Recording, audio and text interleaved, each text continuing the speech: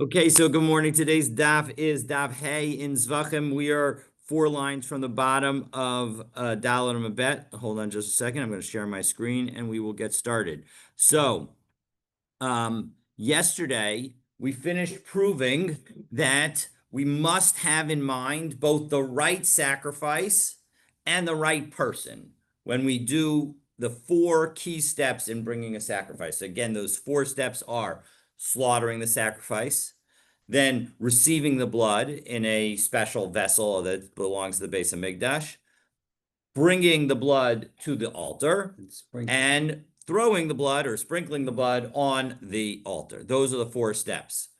We saw, though, in our opening Mishnah that a sacrifice brought with the wrong sacrifice in mind is valid. So if I bring a shlamim and the person who's slaughtering it thinks it's an ola, and even if they do the sprinkling thinking it's an ola, and they do everything thinking it's an ola, and then they realize their mistake before they, put up all the meat, so to speak. So as a result, it's still going to be a kosher sacrifice. And therefore, I would be able to eat that sacrifice because it's a shlamim, and a shlamim we eat.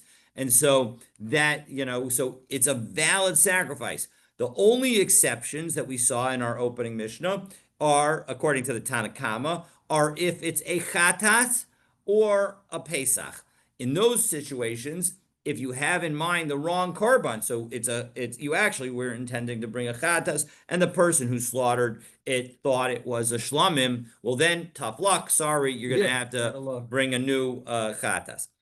Now, we also said in our Mishnah that although it is a valid offering, the language that we had in our Mishnah is Ela shelo alu leba'alim l'shem chova. It does not fulfill the owner's obligation, meaning, right, that if the person promised to bring a shlamim, and now the sacrificing of it was done, the slaughtering of it was done as an ola.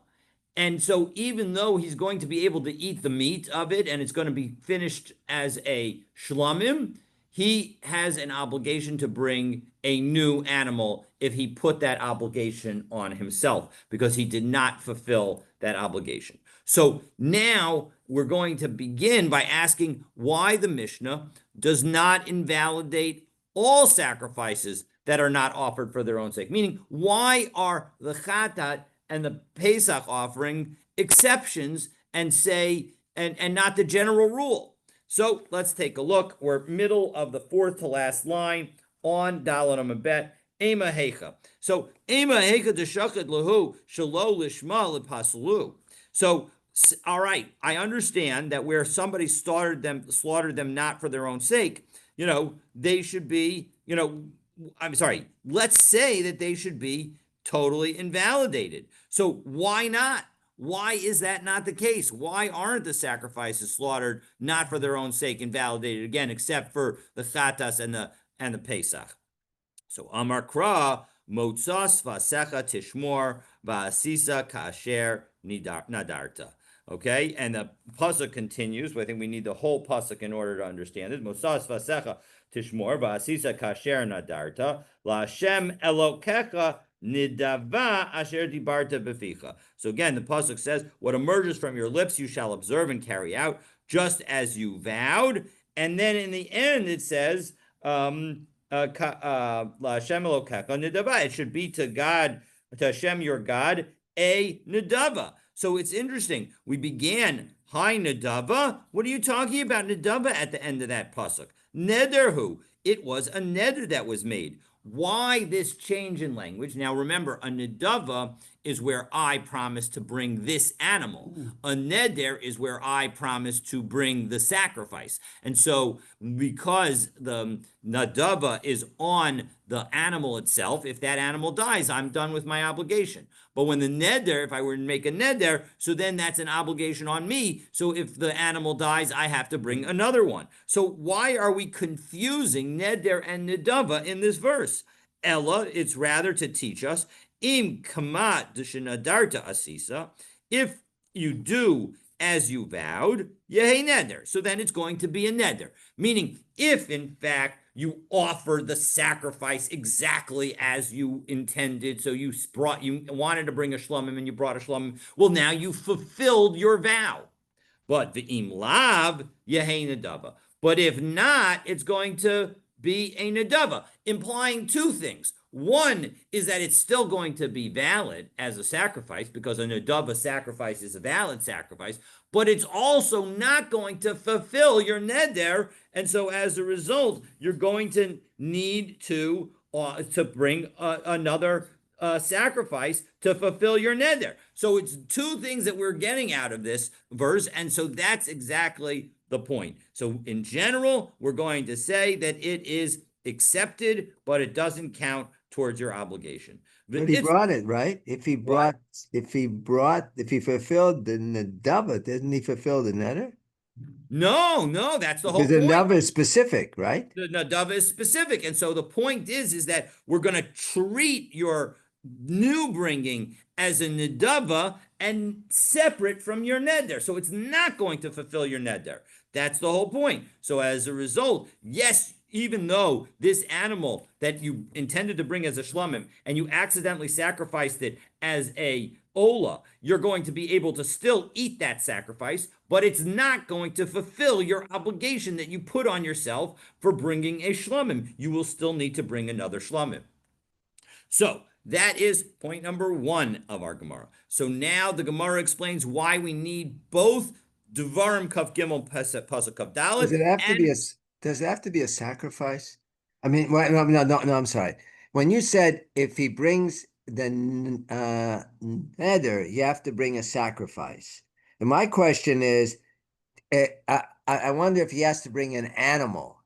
Suppose he wants to bring a mincha. Would that satisfy the neder? Or does it have to be an animal? It depends what his neder was. If his neder was, I'm just going to bring a sacrifice, so then that's an interesting question that I don't think we're dealing with. We're assuming that the neder was, I am going to bring a shlamim, or I'm going to bring a toda, or I'm going to bring an ola. It was one of those kinds of neder. So I've specified the specific sacrifice that I was bringing. And then when the sacrifice was in fact being slaughtered, it was slaughtered, or the blood was accepted, or the blood was brought, or the blood was sprinkled with the wrong sacrifice in mind. And the answer as to what happens in that regard is that the sacrifice remains a valid sacrifice, assuming it's not a chatas or a pesach.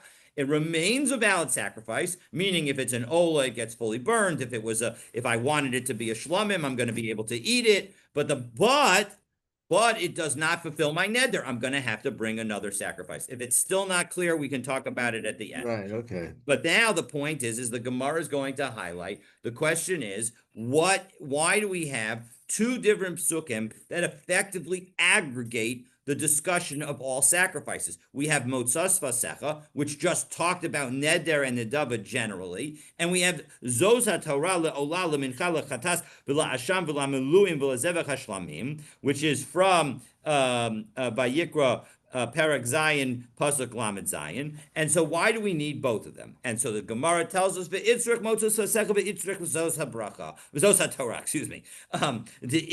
Because of Rachmana Motza, because if we had just had the first verse being actually the verse that is in Devarim, so then what would I say? I would go on turning to Hey Amid Aleph, Lo Yada b'mai kasav Rachmana Zos HaTorah, that I would not know what the what was the ruling with respect to I'm sorry, Lo Yada b'mai. I wouldn't know. Let's take a look at Rashi. Rashi helps us out here. Lo Yada b'mai ka'amar Rachmana Motzos Vasecha. I wouldn't know what that pasuk is talking about. Tishmor says Vasecha. Tishmor daha lo ksiv behedja Bahaikra avodot lishman, because that pasuk does not explicitly say that you need to bring the various services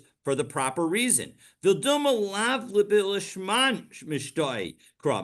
it's not talking about bringing the verses for the right purpose. Kasav Rachmana Zos HaTorah L'Melif Mishlamim Miparsha Bahu Lishman. So as a result, we have the pasuk of Zos HaTorah to tell us when it comes to the shlamim that in fact that we can learn from the shlamim to all the other korbanot that they need to have lishman, because again that they have to be done lishma, they have to be done for the right sacrifice. So that's what we learn from Zos HaTorah, and without Zos HaTorah, we wouldn't know that. We wouldn't know what the other pasuk is talking about. So that's why we need Zos HaTorah. Ve'iba kasav rachmana Zos HaTorah. And if in fact the Torah had just written Zos HaTorah, havamina lepaslu, I would have thought that all of them are going to be completely invalidated because they all require lishma, and therefore, if you don't do lishma, just as the Pesach and the Chatas are invalidated, so too I would say every other sacrifice is invalidated if you don't have the right one in mind.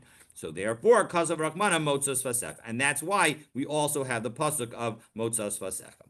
Okay, so now we're going to back up for a moment, and before we know, the Rashi explains that Reish Lakish's question is effectively not recognizing that we're going to learn this all from Motzas Vasecha, but Rami Reish Lakish al Mo'i Beit Midrasha. He was laying on his stomach in the Beit Midrash, Umakshi, and he asked the following question: Im ksherim heim yeratzu. If in fact we're telling us that the shlamim that you brought and then you had in mind an ola, and so but yet we say it's a valid sacrifice when you had in mind an ola when you slaughtered it, and now we're going to say that it's still a kosher sacrifice.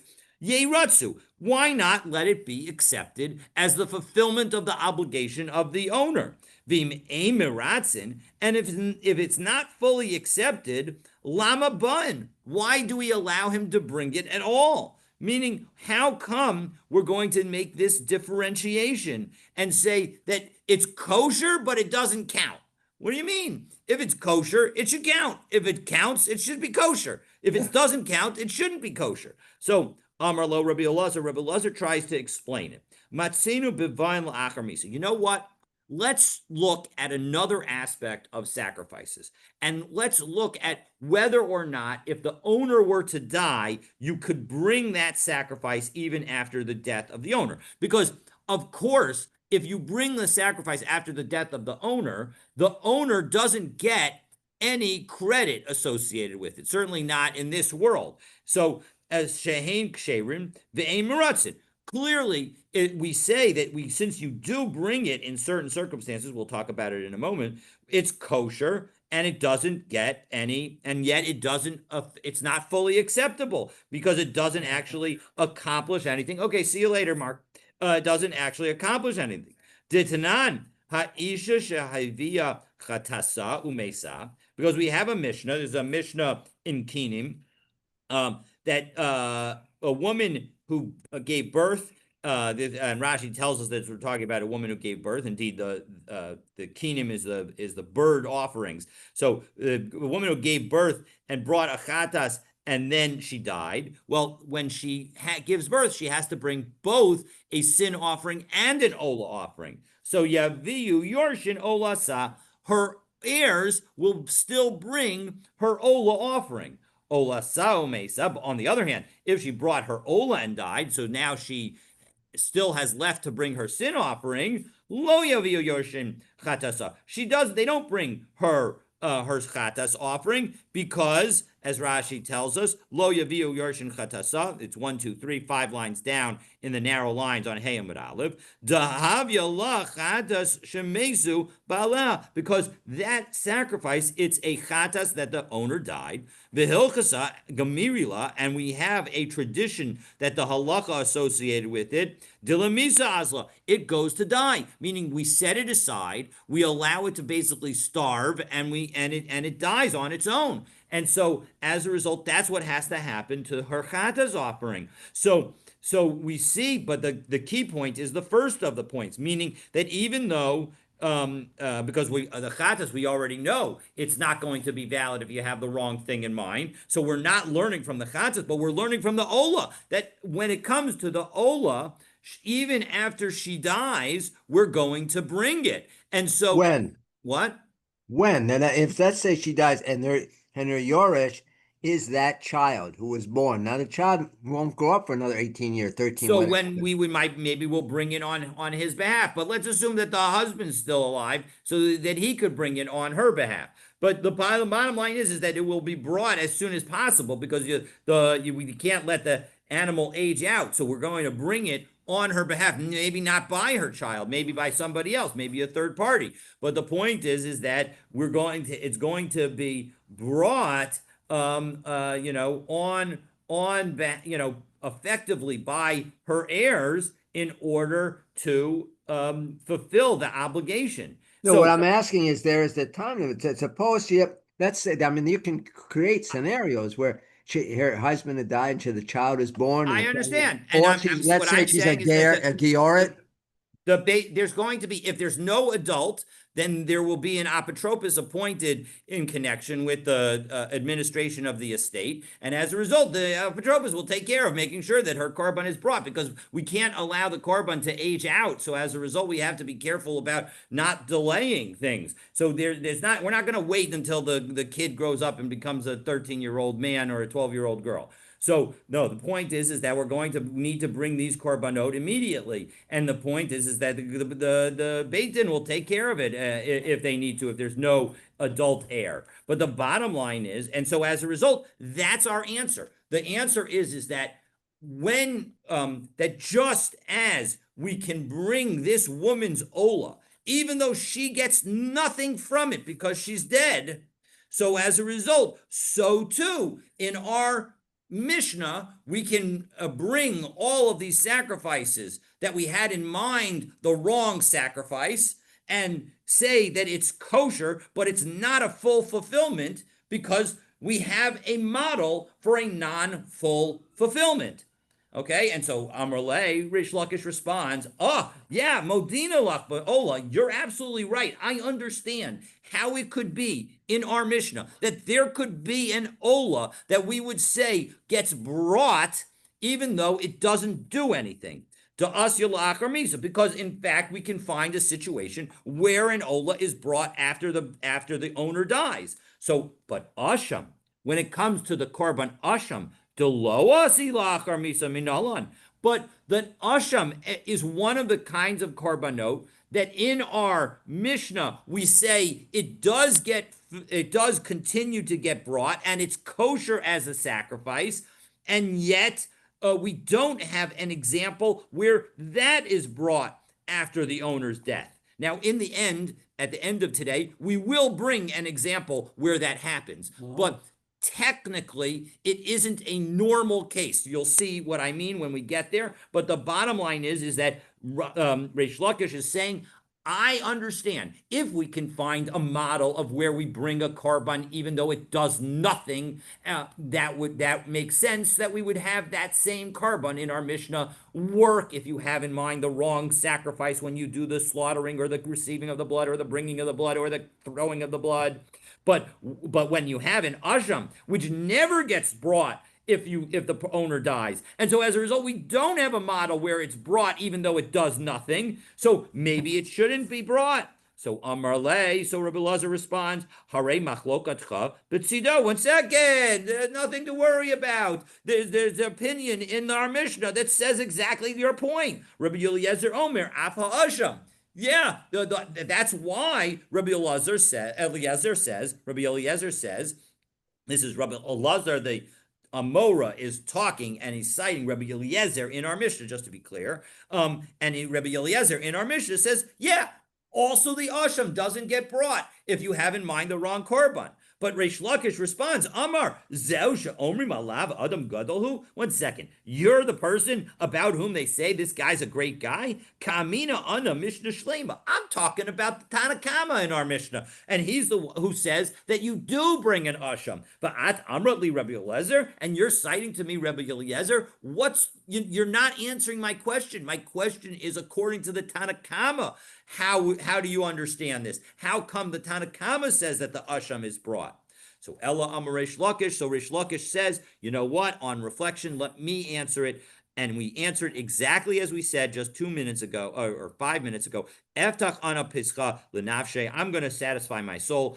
Motzas vasecha. That we have this pasuk motzas vasecha that begins with a neder, ends with a nadava. Hi nadava nederhu. And as we said before, what are you talking about in nadava? It was a neder. So kidaliel, and exactly as we said above. So this was the logic that Rabbi Reish Lakish also had and said, you know what? That verse of motzas vasecha teaches us that even though it no longer fulfills your obligations of your neder, it will still you'll still be kosher and brought as a nedava. So Yosef, Rabbi Zera, Rabbi Yitzchak Bar Abba. So we had Rabbi Zera and Rabbi Yitzchak Bar Abba were sitting together. The Yosef Abayu Gabayu, and Abaye was sitting by them. The Yosef Ka'amri, and so the two of them, Rabbi Zera and Rabbi Yitzchak Bar Abba, they were sitting and they were talking. Kasha Leila Reish Lakish Asham. 1 second. Reish Lakish had a problem because of the Asham. Namely, there was no example of where you bring an Asham after the person dies and doesn't do anything other than it's being brought as a sacrifice. Delo asi lachar misa. And the reason that he had a problem because it's not brought after the owner's death. And that's why he didn't understand why it could be a kosher sacrifice in our Mishnah. V'nasiv la Talmuda motzas vasecha. And then he brings and he answers, as we saw, that he cites the pasuk of motzas vasecha. But ema haba meneder uvenidava laisi v'lo liratse. But 1 second. The whole pasuk of motzas vasecha is about neder and nidava. So how do I know that asham lo laisi klal? Maybe that only where it's a neder or a nedava you would say that you don't bring that you can bring the korban and it just doesn't count towards your obligation. But when it comes to an asham can never be brought as a neder or a nedava. So maybe an asham shouldn't be brought at all, meaning that it's like the chadas, that it's not a valid offering. So Amar Lahu Abaye, who was sitting by them, answers, Reish Lakish mehacha pasach. You're right that effectively that that Reish Lakish the pasuk of Motza Sasecha alone doesn't do it for us, because if we only had Motza Sasecha, I would think that it only applies to a korban that could be brought through a neder, and an asham can't be brought through a neder, and so it wouldn't apply to an asham. But the real beginning of Reish Lakish's logic is from the following pasuk: V'shachat osa lechatas. That it's specifically a chatas that we say is that you have to bring. Ota lishmak shera shelo lishma psula. Only the chatas do we say that if you bring it for the right reason, it's going to be kosher. If you bring it for the wrong reason, it's going to be pasul. Hashar Kachim, when it comes to other sacrifices, obviously other than the Pesach, which we've already talked about, Shalolishman Ksherim, that when you don't bring it for the right reason, if you have in mind the wrong sacrifice, it's still going to be kosher. Yachol Yeratzu, I might have thought that not only is it kosher, but it fulfills your obligation that was associated with that korban. So Talmud Lomar Motza Sasecha. And so that's why the pasuk comes and adds the word nedava at the end, that if you have in mind the wrong korban, well, then it's no longer going to fulfill your neder, but it's just going to be a nedava. Ve'ema haba b'neder b'nedava laisi v'lo leratze. Well, 1 second. Maybe now that we've said that and asham artzuye nami liratze. Well, maybe again, since the pasuk of Motzas Vasecha is only about nidarim, and that's the basis for us to say that it's kosher enough to bring, but it's not kosher enough to fulfill your obligation. And since it only applies to a nedarim, and an asham can never be a neder, maybe we should say that an asham is fully kosher and fulfills your obligation. Because after all, we can't use arguably, the pasuk of Motzas Vasecha to talk about an asham isn't a neder or a nadava. And so as a result, since the chatas is the only one that is excluded, therefore, maybe I would say that in asham, if you had in mind the wrong korban, we would say, you know what, gazunta, hey, continue to offer it as an asham, and it's a fulfillment of your asham obligation. So that's the question that we have right now. So we're going to give two answers. Abaye is going to try to bring the first answer. At the end of the day, Abaye's answer is not going to be successful, and we will go to Rava, and Rava will bring the second answer. Amar Abaye asham demiratze lo matzis amris. You can't say that an asham is going to be acceptable and fully fulfillment of all your obligations of an asham, because kal v'chomer mi'ola. You can make a kal v'chomer from an ola sacrifice. Uma ola she'ena mechaperes.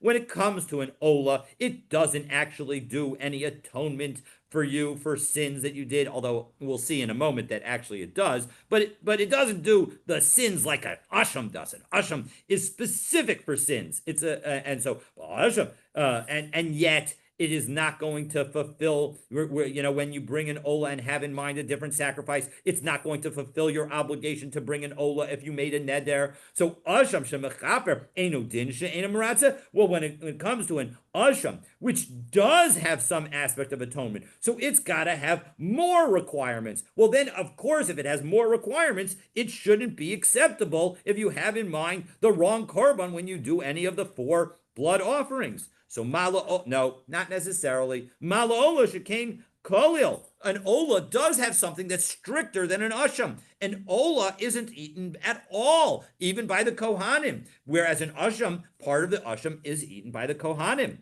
Shlamim yochichu. Well, all right, fine. But you know what? The shlamim is eaten, and so as a result, and the shlamim is covered, and so maybe let's learn from both the combination of the shlamim and the ola.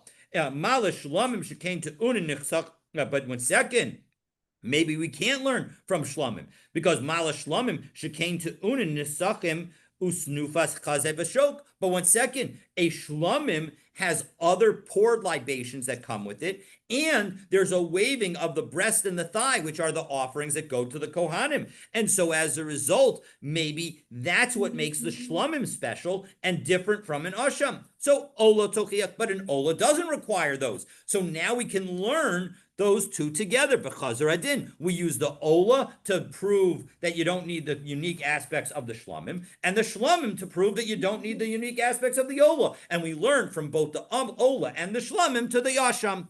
So b'chazar adin, lo re'izeh karizeh, lo re'izeh karizeh. Each one's got different aspects to it. Hatzad hashavah shebehen. And what's common between the ola and the shlamim? Shehein kodshim. They're kodshim, they're kodesh, they're sacrifices. Ushchatam shelo lishman ksherim. And yet, if you slaughter them, even though you have in mind the wrong animal, it's kosher, except the ein meratzin, but it doesn't fulfill your obligation. So afani avi asham. So too, we'll say with the asham, shehu kodesh ushchato shelo lishmo kasher. That when it comes to it being it's a holy sacrifice, and if you sacrifice it for the wrong reason, it's going to be kosher. So therefore, ve'ena maratza, we'll say also by that one, it'll be eina maratza. It's not going to be an effective fulfillment of your obligation to bring that asham.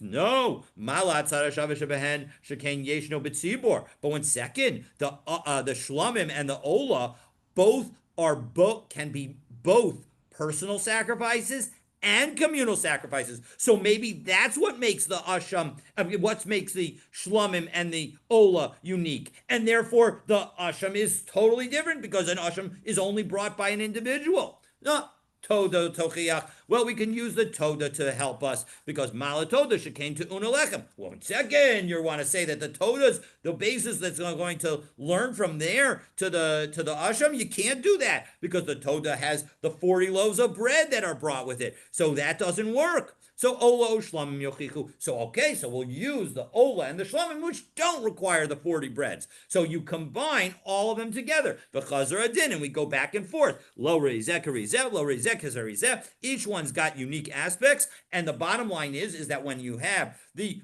Ola, the Shlamim, and the Toda, you put them all three together, and what is the common distinction between them? Shehein Kodshim. They are sacrifices. They are holy sacrifices. Ushchatan Shalol Lishman Kashar. And if you slaughter them and you don't have in mind the right sacrifice, that's okay. We allow you to still bring that sacrifice. But the Eino Maratza. However, what we learn in that situation is it's not going to count for your obligation to bring the sacrifice. So you bring the sacrifice, but it doesn't count. So Afani Avi Asham, so too with an Asham. What is the story with it? Shehu Kodesh Ushchato Shalolish Mokasher Ve'enu Maratza. It's a sacrifice. If you slaughter it without the right in mind, it's going to be kosher. And you know what? It should also, therefore, be Eino Maratza. It should not fulfill your obligation. So therefore, it can't be that it's going to be a situation. It can't be that, like you asked, that maybe it's actually going to fulfill the obligation for the Asham. But one second, But one second, you were trying to use the Ola, the Shlamim, and the Toda as a proof for the Asham. But you know what's unique about an Ola, Shlamim, and Toda is that those can be brought with a Neder or an Adava. And you know what can't be brought with a Neder or an Adava?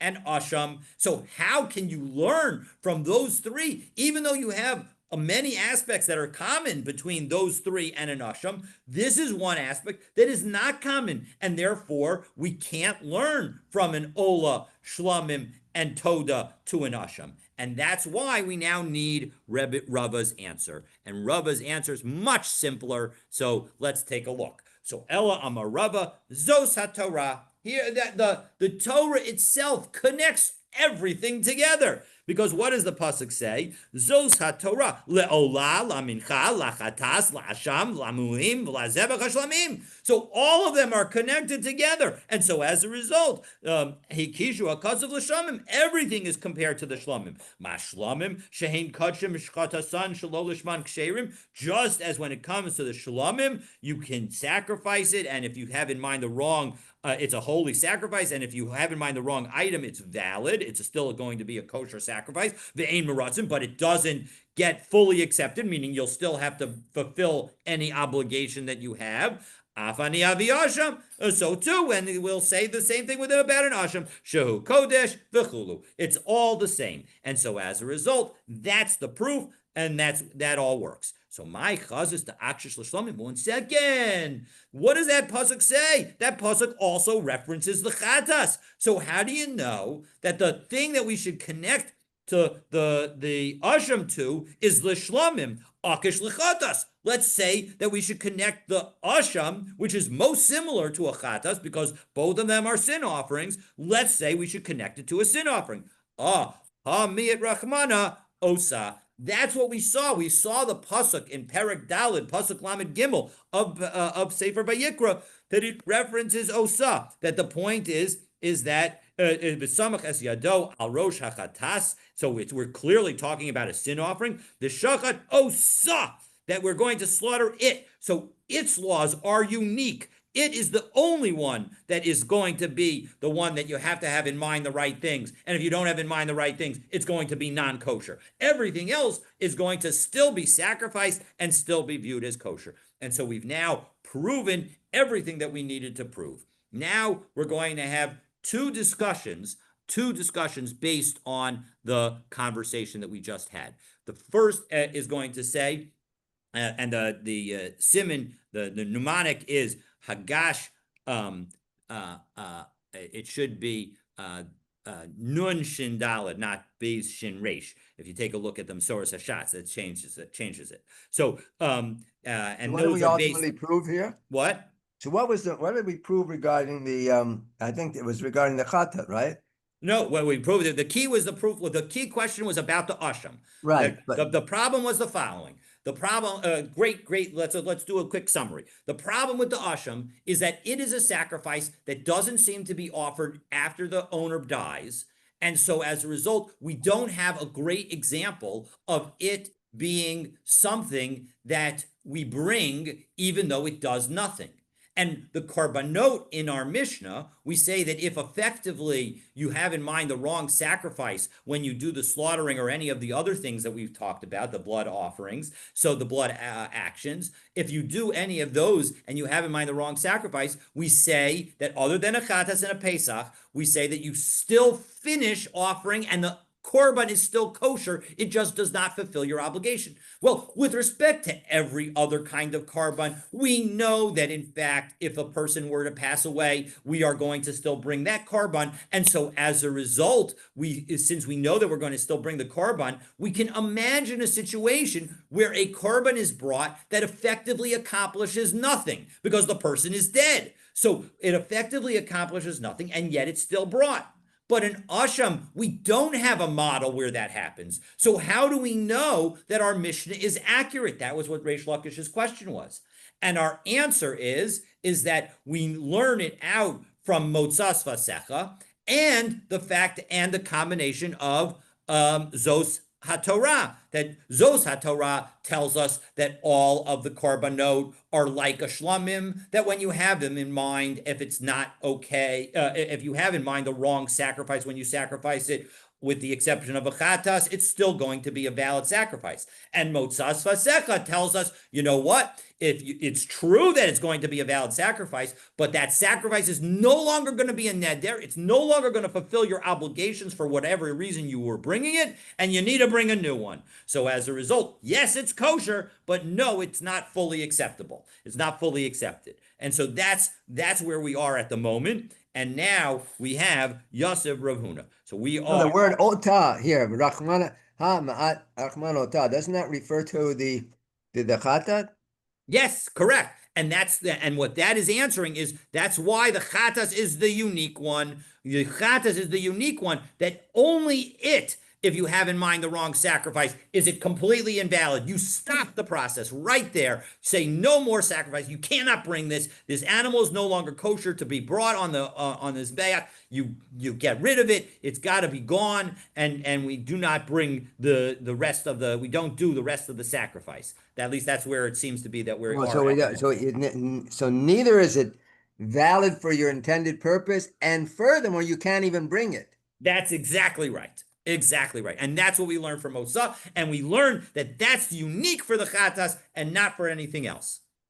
Okay. So now Yosef, Rav Huna, Rav Nachman, we are 1, 2, 3, 4, 5, 6, 7, 8, 9, 10, 11, 12, 13 lines down on Hayam Abed. Yosef, Rav Huna, Rav Nachman, Yosef, Rav Sheshes, Gabayhu. So again, Rav Huna and Rav Nachman are having a conversation. Rav Sheshes is listening in. Yosef Kamri, and they were sitting and saying, Kasha le al Reish Lakish Asham. What was Reish Lakish's problem? The problem is we have an Asham that never is brought without accomplishing anything. Delo asi lachar misa, that isn't brought after the owner's death, and therefore we don't have a model for how it could be brought and accomplish nothing. Well, lemele Rabbi Elazar, maybe Rabbi Elazar should have said asham nami asi lachar misa. You know what? An asham could be brought after the owner's death. And what's the situation? So Rashi helps us out. Let's take a look at Rashi. Hey, I'm a bet. Second line, we'll read the Divrei Maskell of Rashi. Kashalei l'Reish Lakish Asham mishum delo asi la'achar misa. What was the problem that Reish Lakish had? It was because there was no Asham that's brought after death. But le'melei Rabbi Elazar Asham nami asi la'achar misa. That an Asham could be offered after misa. Asham shemesu bala. Because what happens to an Asham whose owner dies? Roa.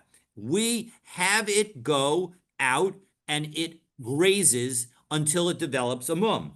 Vidamav, and now once it has the mum, the value of it, it then gets sold, and the value, nofel l'kates hamizbeach, then goes to the fund that feeds the mizbeach when the mizbeach is idle. That helps prevent the mizbeach from ever being idle. We never want to have effectively an empty mizbeach. It should always have something on it. And so as a result, what do we see? That in fact, the korban does end up resulting in the bringing of a sacrifice. So maybe we should say, maybe the answer to Reish Lakish's question is, you know what? Even an asham is brought after the owner's death.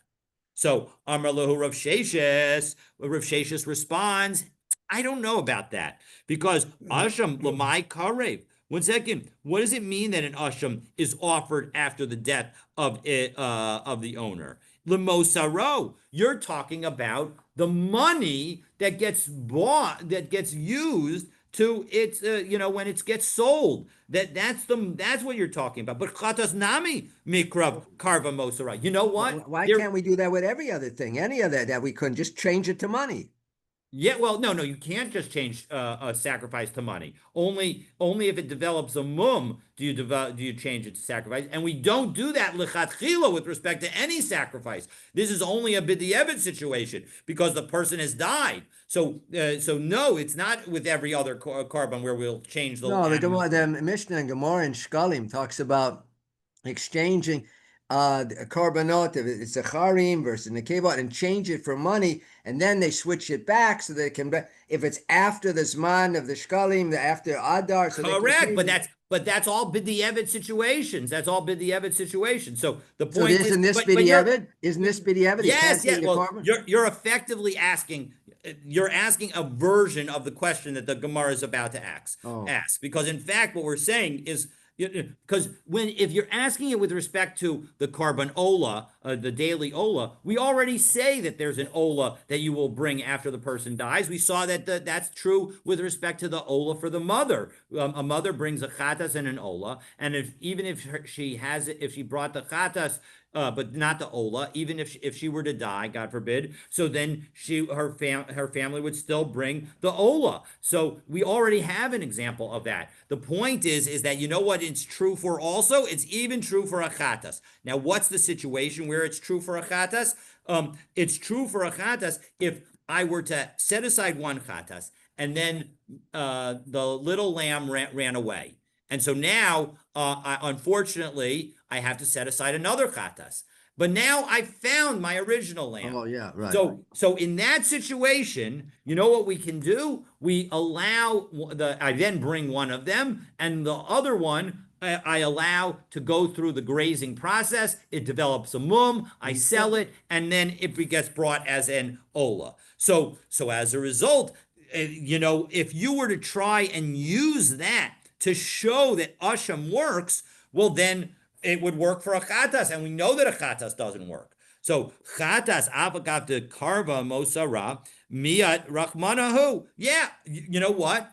You're right that the same thing is true for a chatas, but we have a restriction that's associated with the chatas.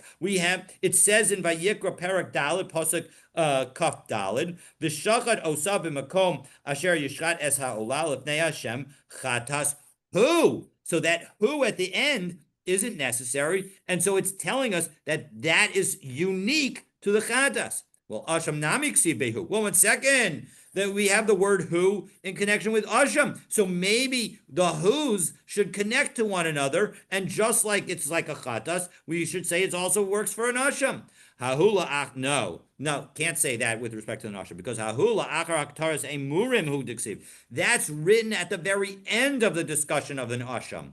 Keditanya, as we say in the following brisa, aval Asham lo nemar bohu. When it comes to the Asham, it doesn't really say the word who, except for after the burning of the sacrificial parts. And why does it do that?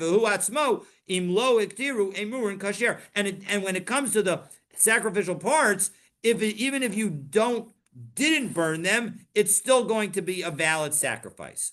So ve'ela who lamali. Well, so all right. So then why do we have the word who in connection with the asham? So look at the Rav Huna Amar Rav. It's like Rav Huna said in the name of Rav. The Amar Rav Huna Amar Rav, Asham Shanitak L'Re'iyah, when you have an Asham that's set aside for grazing, Ushchato Stam. And you know what happened? You set it aside for grazing so that it's going to get a mum. But you know what happened? Before it got the mum, you actually took the animal to the Beis Hamikdash and you sacrificed it without having in mind any kind of sacrifice. Kasher. It is a valid sacrifice, and Rashi says it's a valid ola sacrifice because that's what you were going to eventually use with the money.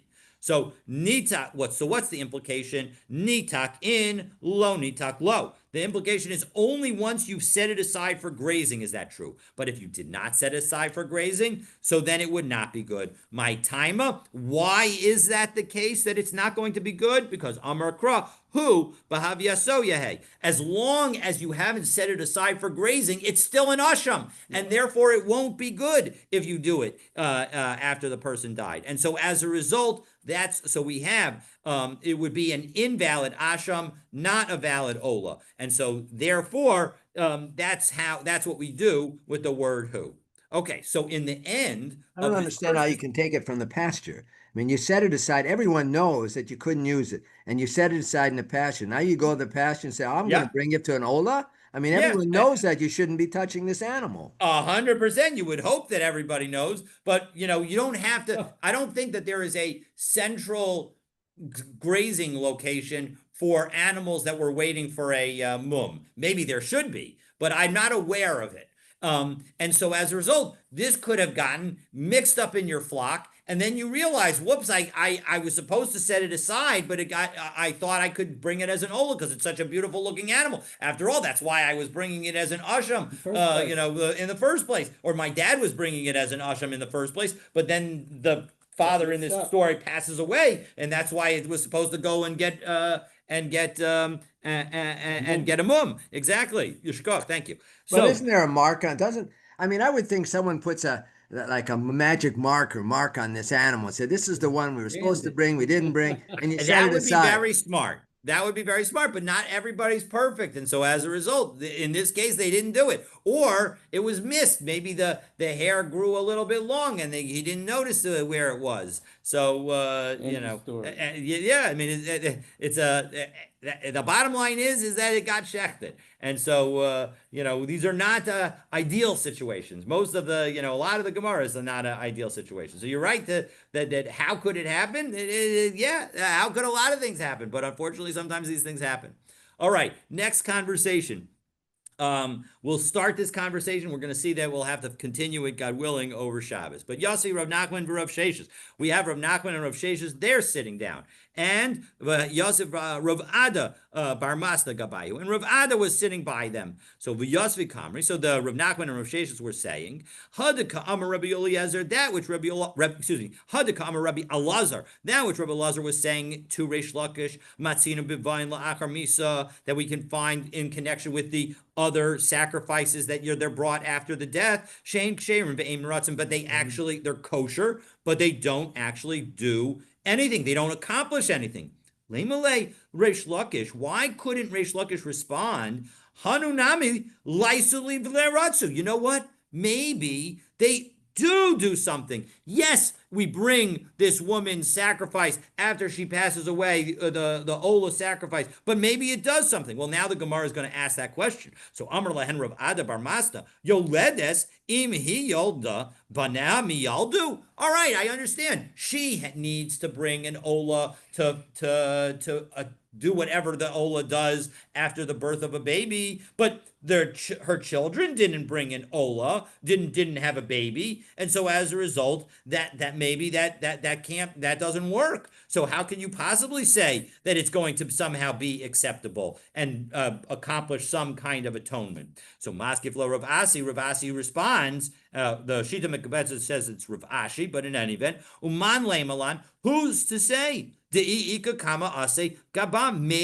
not only does it accomplish whatever it was supposed to accomplish with respect to her having the baby, but it also an Ola atones for the violation of positive commandments.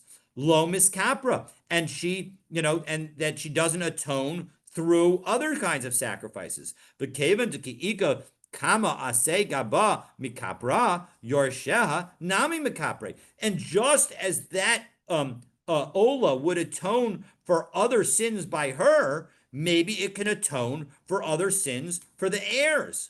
Well, lamemra dekanyalahu. Well, that implies that the heirs effectively take ownership of the sacrifice, right? Because it's not clear who owns. When I set aside a particular animal as a sacrifice, is that animal still mine such that my heirs would inherit it? Not clear. And so Vahama Rabbi Yochanan says, Hey niach mincha lishnei vanav umeis. If somebody sets aside a mincha offering we'll see is unique in that you cannot do a mincha offering as a partnership.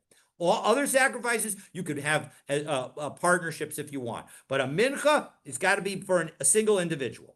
And so this person passes away and he leaves two sons.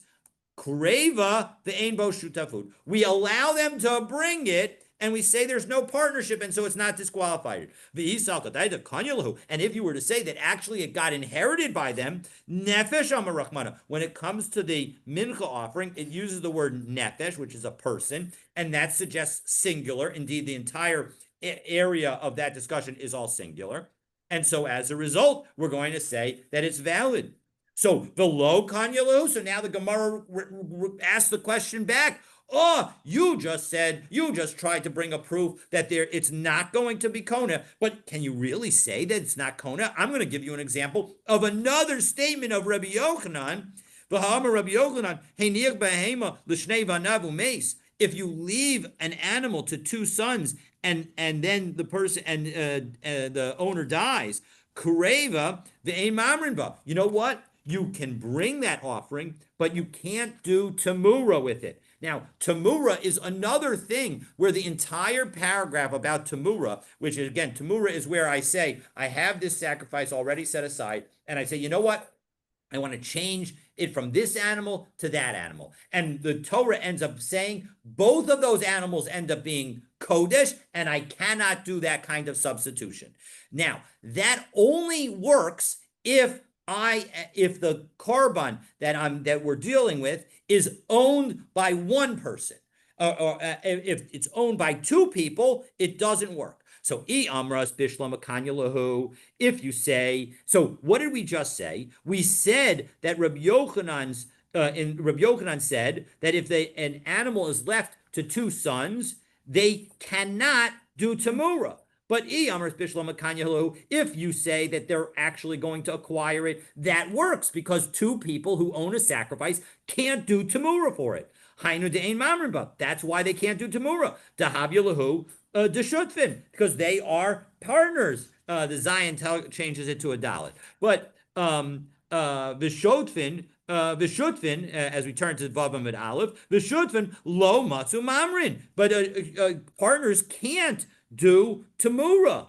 But Eli Amrad lo kanya lahu. And if you tell me that they're not actually kona, amuri nami limrei. Well, then why, if they don't actually own it, so it's still effectively owned by their dad? Well, then they should be able to do tamura because a single owner can do tamura. So Shiny Hassam, that case is different. To Amar Kra im Hamer Yamir. The Torah says im Hamer Yamir la robas as a yorish. So even though the inheritor doesn't take ownership, the Torah specifically gives him the ability to act as somebody as like an owner and thereby do tamura and echad meimir ve'ein shnayim meimin and memirin. And one can do it, but two can't because again the tamura doesn't work. So Maskif Lo, one last question. Maskif Lo Rav Yaakov Minar Code. Rav Yaakov asked, Elamiata Gabi Maiser. 1 second. You're telling me that this language of Ama Im Hamer Yamer means that heirs get to do something. But what about Im Ga'ol Yigal? When it comes to Meiser Sheni, we say that Im Ga'ol Yigal, that if the person were to redeem it. So L'Rabbos is a Yorush. Shouldn't that allow heirs to redeem Meiser Sheni? And thereby treat it as an owner and thereby have to pay the extra 20% or the extra 1/5.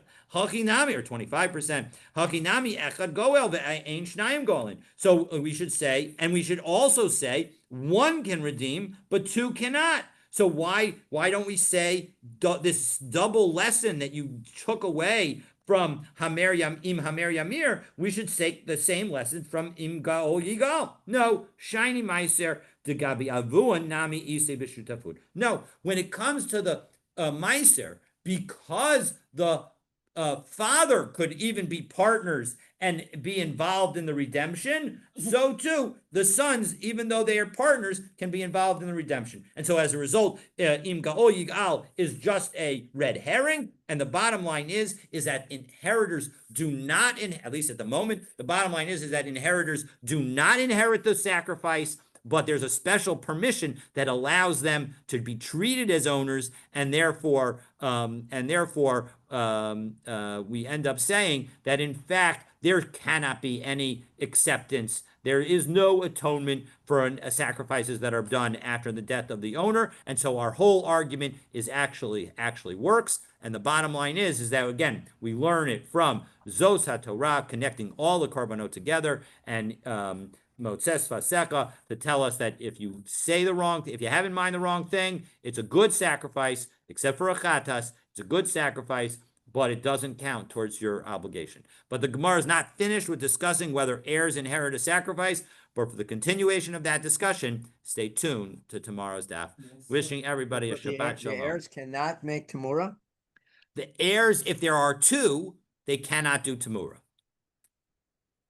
Because they don't have a sufficient authority. Each one, the Tamura has to be done by a sacrifice that is owned by one person. And even though we don't treat the heirs as owning it, we treat them as having the ability to do Tamura. And if they have the ability to do Tamura, but they're two, so then it's they don't have the ability to do Tamura because it's a partnership. And when we have a partnership with the owners, that there's no Tamura. So too, if we have a partnership with the heirs, there's no Tamura, even though the heirs are not effectively the owners.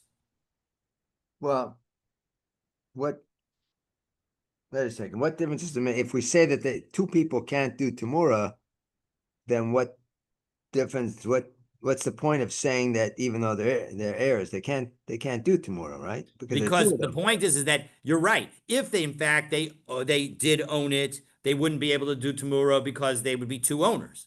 But the point is that the where we are at right now in the Gemara is that they don't own it.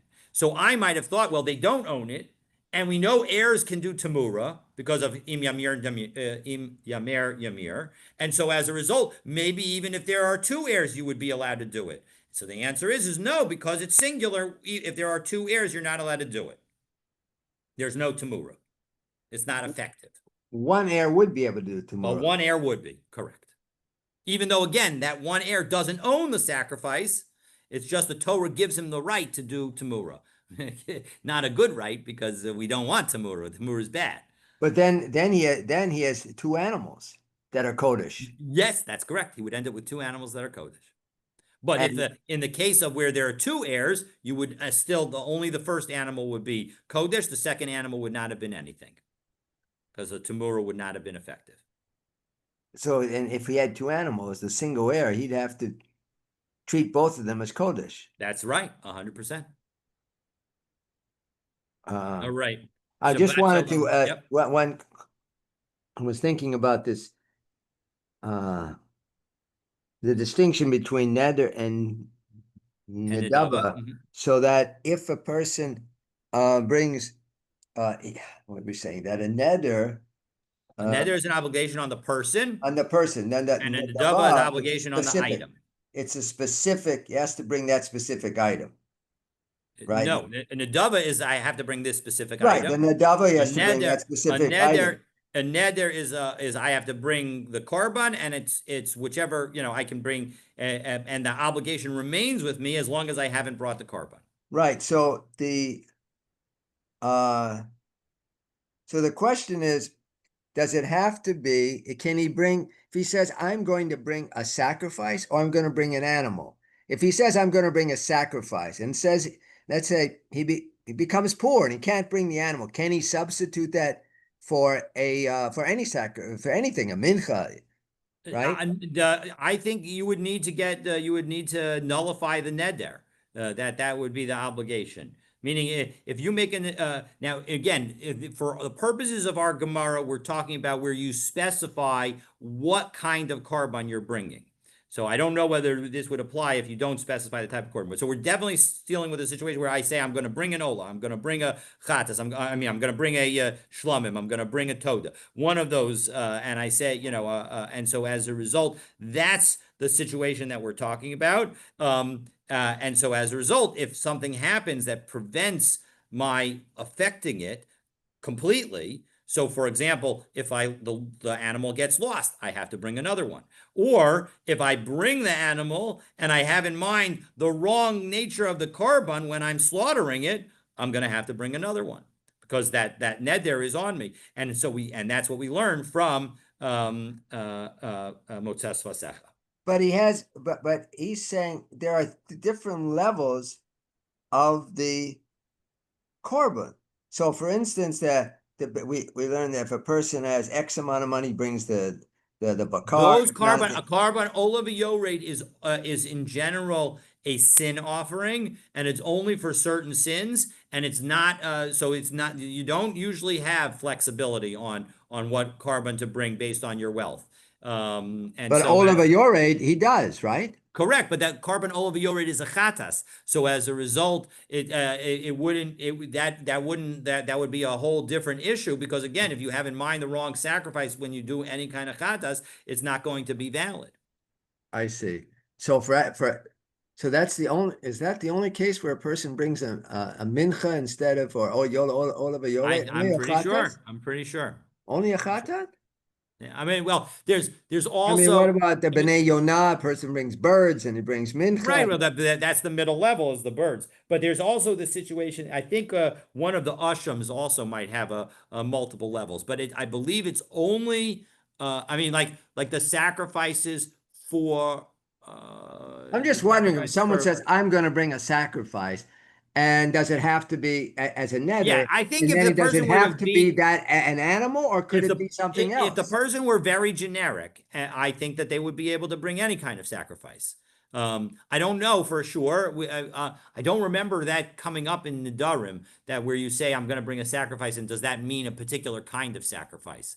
I don't think I don't think it was explicit there, but I don't remember it well enough. But I would think if what your intention is that I'm going to bring any sacrifice that I choose at that particular time, then of course you would be able to change it to a mincha, etc. Because you're effectively kicking the can down the road to what you have in mind. See, I was thinking about what you said when you explained this initially. You said if a person and the nadava, he's going to bring specifically this animal, this corp, Correct. and then you said if it's a neder, he's in general he brings a sacrifice. I would have said now again, maybe it doesn't have to be the specific. I would have said he has to bring for a nadava, he has to bring this animal, and for a neder, he has to bring a animal. Well, it Making a depends difference what. between or an animal versus the animal. Yeah, well, So that what you're saying is correct. The point is that when I said that he commits to bring a sacrifice, it depends what sacrifice he committed to make. Again, uh-huh. I'm assuming that is committing to bring a specific sacrifice. So if he said I'm bringing a mincha offering, well, then he needs to bring a mincha offering, and that's not an animal. So that's why I was more general when I I was hear. saying that. Okay. But the I was just point thinking is if you that said a I'm going to bring a neder is sacrifice, then the he could net. bring any type of sacrifice. It Correct. doesn't. I would think so. I would think so. But with when our Mishnah is talking about a situation of neder, it's talking about a situation where the person committed to bring a particular kind of sacrifice, Uh-huh. whether it's a shlamim, All an right. ola, a toda, a mincha.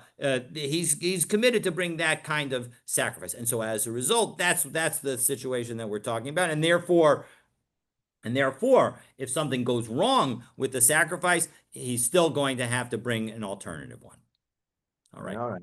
Looking Okay. forward to continuing our learning. I will be on all week next week, and we'll be learning before an hour before Mincha on Rosh Hashanah. And on Monday morning, Monday morning, regular time, 7:45, because they're going to start davening very, very early to finish Slichos. And they'll start Chakras at the regular time I expect at 6:40. So we should still be done in time for 7:45 start time. All and right. Have a great day. Thursday, Thursday's at Some Gedalia. Dom Gadai, same thing, 7:45. We should be done with davening in time for us to get together. All right, have a great day. Have a good Shabbos.